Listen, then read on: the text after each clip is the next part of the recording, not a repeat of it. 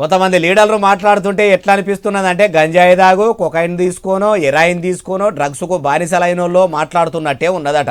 అగో డ్రగ్స్ గురించి అంత ఎరుకున్నట్టు మాదక ద్రవ్యాలు తీసుకుంటే అసొంటి మాటలే వస్తాయన్నట్టు అంత మంచిగా గుర్తుపట్టిన ఆ లీడర్లు ఎవలే ఏం కథనే బాలన్న అంటే ఇగో అయ్యా ముఖ్యమంత్రి యనమల రేవంత్ సారి ఇక డ్రగ్స్ ముచ్చట ముంగటేయిండ్రి. విషము, విద్వేషపూరితమైన ప్రసంగాలు, రెచ్చగొట్టే మాటలు స్థాయికి మరిచి చూస్తుంటే మా ఈగల్ టీంకు చెప్పాల్సి వచ్చేటట్టుంది. అసలు ముచ్చట చెప్పుర్రి సారు. గంజాయి కానీ కొకేన్ కానీ హెరాయిన్ కానీ ఏమైనా కొట్టి మాట్లాడుతున్నారా వీళ్ళ మాటలు చూస్తుంటే అని.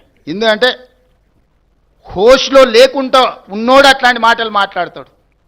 హోష్లో ఉన్నోడు, ఈ సమాజం పట్ల బాధ్యత ఉన్నోడు, పెద్ద పెద్ద చదువులు చదువుకున్నా అనుకునేటోడు మాట్లాడే మాటలేనా? అట్లా సారు ఇప్పుడు మీరు ఇట్లా చెప్తుంటే ఎట్లున్నదంటే సాయి సంసారి లచ్చి దొంగ అన్నట్టే ఉన్నది సారు. మరి మీరు మాట్లాడే మాటలు ఏంది సారు? లాగుల తొండలు ఎడుస్తాము, పేగులు మెడలేసుకుంటాము, పండబెట్టి తొక్కుతాము, నా కొడుకులు ఏమనుకుంటుర్రని మీరు మాట్లాడేటి కూడా ఓ చదువుకున్న మనిషి మాట్లాడే మాటలేనా?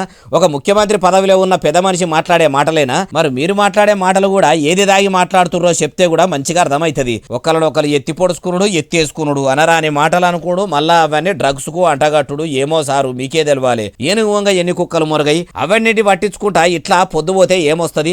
మీరు ప్రజలకు అందిస్తామన్న ప్రజాపాలన అందిస్తే అందరి నోర్లు మూతపడతాయి కదా.